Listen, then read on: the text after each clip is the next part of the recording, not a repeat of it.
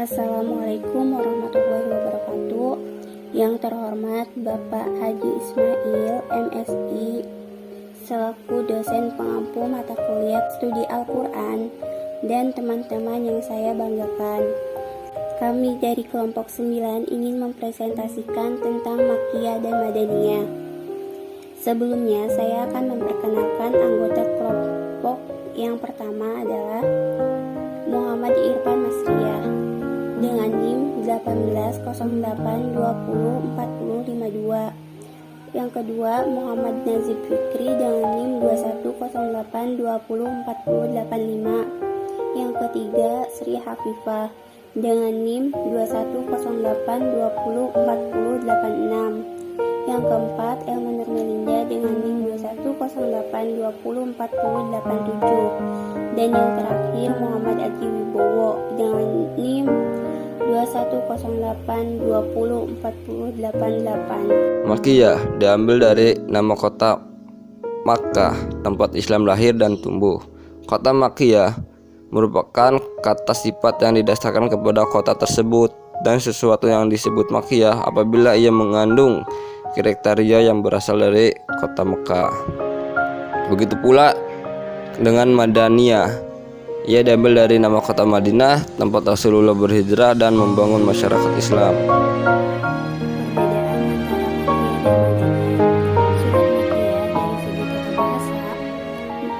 Surat Makkiyah secara umum gaya bahasanya kuat dan keras pembicaraannya, sebab kebanyakan orang yang diajak bicara adalah orang-orang yang berpaling dari kebenaran dan sombong. Contohnya dalam surat Al-Mudaththir dan Al-Qom. Dan adapun Madaniyah secara umum gaya bahasanya lembut dan pembicaranya halus, sebab yang menerima kebenaran secara terbuka. Contohnya dalam surat Al-Maidah. Umumnya surat-surat Makkiyah ayatnya pendek-pendek dan kuat pendalilannya, sedangkan Madaniyah ayatnya panjang-panjang dan menyebutkan hukum-hukum secara khusus. Dari segi isinya, umumnya surat-surat Makkiyah menetapkan tentang tauhid dan akidah yang selamat secara khusus, yang berkaitan dengan tauhid uluhiyah dan percaya dengan hari kebangkitan.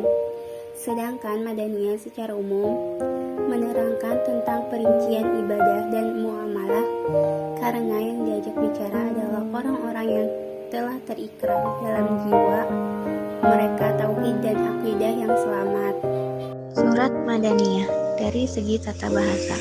Berikut adalah penjelasan mengenai surat Makkiyah dilihat dari tata bahasa dan segi isinya.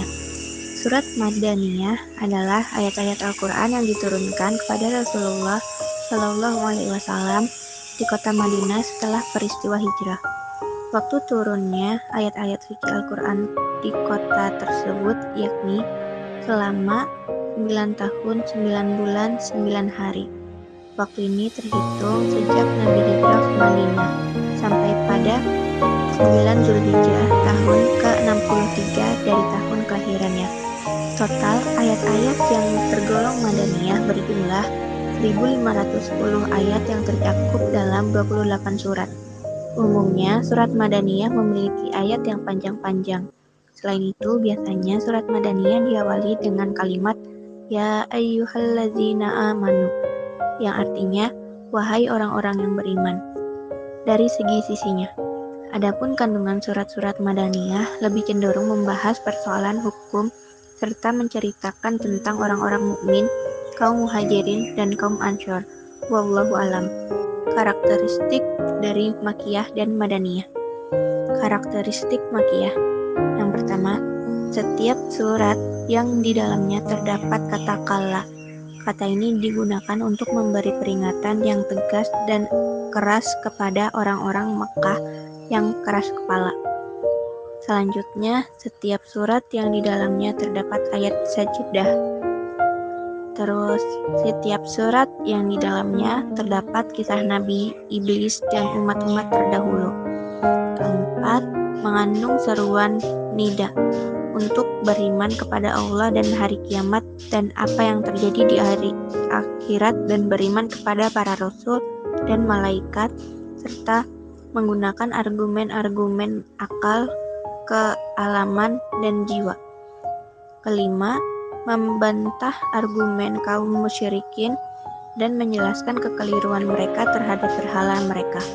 Mengandung seruan untuk berakhlak mulia dan berjalan di atas syariat yang hak tanpa terbius dan oleh perubahan situasi dan kondisi. Dan yang terakhir, terdapat banyak redaksi sumpah dan ayatnya pendek-pendek. Karakteristik Madaniyah. 1. Setiap surah yang berisi hukum pidana, pewarisan, perdata, dan peraturan yang berhubungan dengan perdata serta kemasyarakatan dan kenegaraan. 2. Setiap surah yang mengandung izin untuk berjihad, urusan perang, hukum-hukumnya perdamaian dan perjanjian. 3. Setiap surah yang menjelaskan hal ihwal orang-orang munafik tersebut termasuk Madaniyah, kecuali surat Al-Ankabut yang dinuzulkan di Mekah, hanya 11 ayat. Pertama dari surat tersebut yang termasuk Madaniyah, dan ayat-ayat tersebut menjelaskan perihal orang-orang munafik. Keempat, menjelaskan hukum-hukum amaliyah dalam masalah ibadah dan muamalah seperti sholat, zakat, puasa, haji, qisah, talak, jual beli, riba, dan sebagainya. Dan terakhir, 5. Sebagian surahnya panjang-panjang, sebagian ayatnya panjang-panjang, dan gaya bahasanya cukup jelas dan menerangkan hukum-hukum agama. Klasifikasi ayat-ayat dan surah-surah dalam Al-Quran. Para ulama bersandar pada dua cara utama, yaitu 1. Simai naqli, pendengaran seperti apa adanya, dan qisai ijtihad, bersifat ijtihad. Cara pertama berdasarkan pada riwayat sahih dari para sahabat yang hidup pada saat dan menyaksikan turunnya wahyu, dan atau dari para tabi'in yang menerima dan mendengar dari para sahabat bagaimana, di mana, dan peristiwa apa yang berkaitan dengan turunnya wahyu itu. Urgensi pengetahuan tentang Makkiyah dan Madaniyah. An-Naisaburi dalam kitabnya At-Tanbih ala Fadil Ulum Al-Quran memandang subjek Makkiyah dan Madaniyah sebagai ilmu Al-Quran yang paling utama. Sementara itu, Mana Al-Qattan mencoba lebih jauh lagi dalam mendeskripsikan urgensi mengetahui Makkiyah dan Madaniyah sebagai berikut. Yang pertama, membantu dalam menafsirkan Al-Quran.